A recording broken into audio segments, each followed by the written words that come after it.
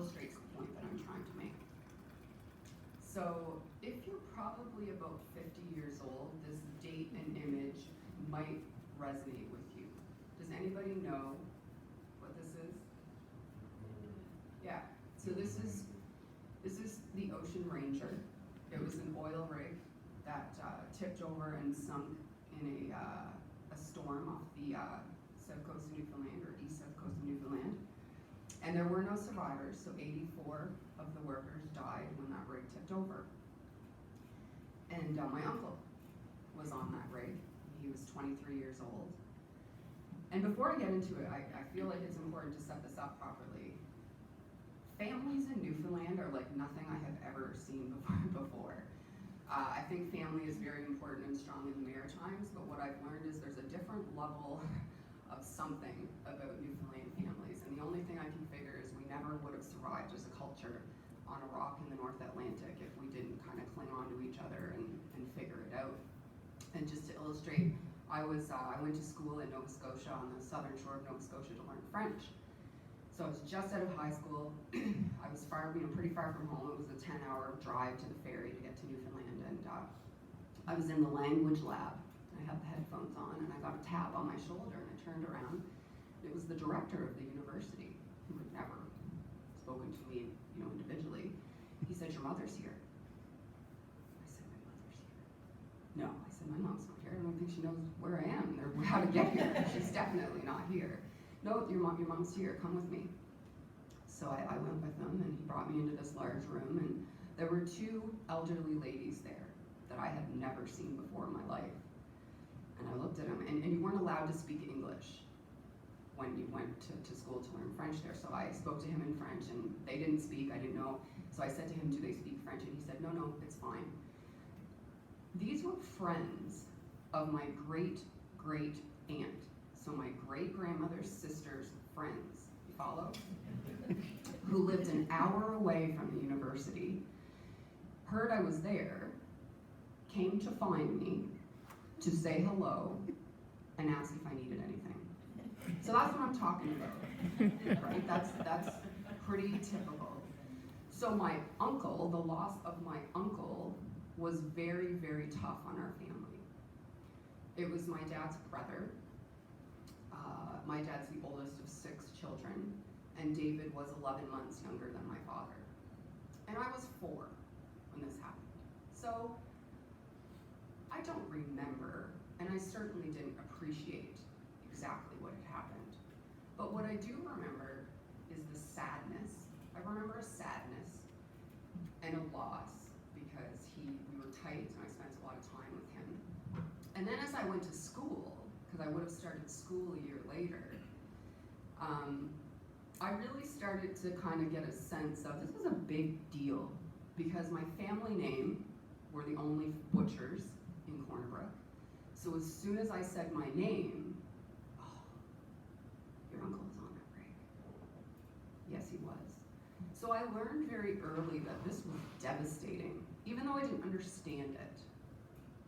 So then as I grew, and I ironically, I guess, landed in the area of health and safety, I often turned my mind to that event to try and understand it a little better. And it was tough. My grandfather worked for the CN, and I appreciate your river because I was born by the sea, and I lived, that's how I grew up. My grandfather had to retire very early because he worked by the water, and he just couldn't be by the water every day. My grandmother was a politician at home, and she grieved the loss very publicly. So it was very impactful to our family. And my uncle was 23 years old. It was a big deal. There were good jobs in Newfoundland at that time. He had just bought a big truck. He used to take me for ice cream and drives. So it was a big deal. But what's interesting is it was also called the Ocean Danger long before it sunk. And so I'm not an engineer. I'm not going to profess to understand all the workings of an oil rig, but it was a semi-submersible rig. And it had been on the seas for 2 years before it came to Newfoundland, in Japan, New Orleans, and the Arctic. had tanks that had valves that let water in and out. That was kind of how it worked. And there was a very large storm that night in February, and there was an inquiry, as you can imagine, when a tragedy like that happens.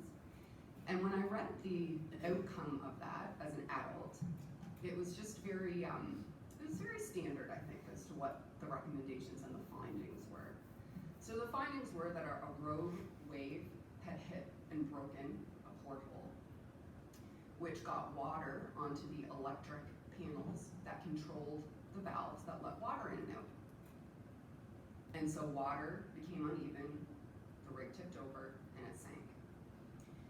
And the recommendations from that 2-year inquiry were things around regulations, both Canadian and US, faulty rig design, improper equipment, improper training. Pretty standard things, I think, of what we hear, right, when we talk about what happened with these events.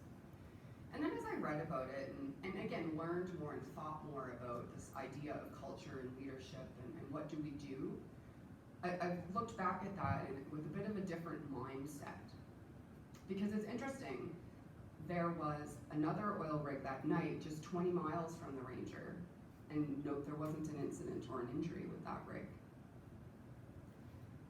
So what I want to read for you is, this was a book that was published in 2009, and it's called Rig, An Oral History of the Ocean Ranger Disaster, and it's by a gentleman named Mike Heffernan.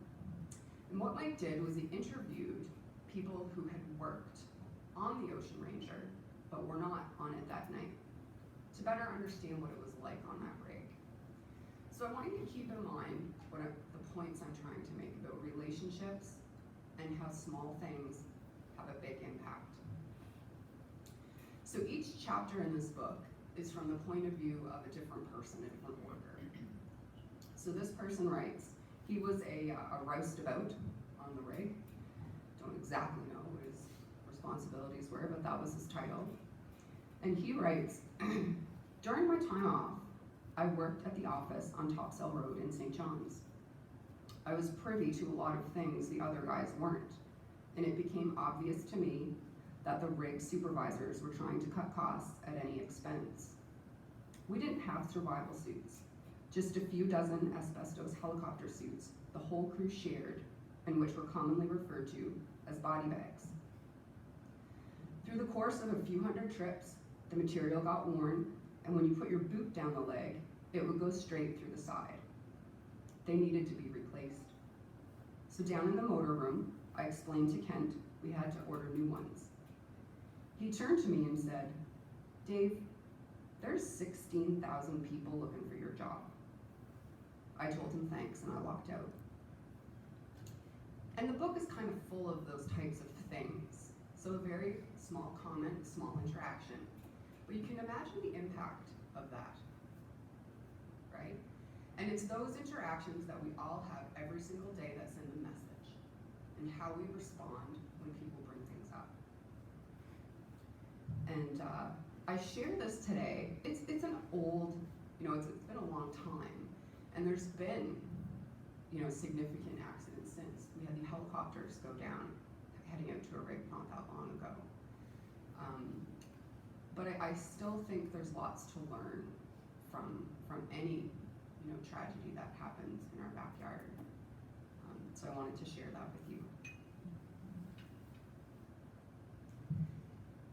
And again, it's a deadly impact.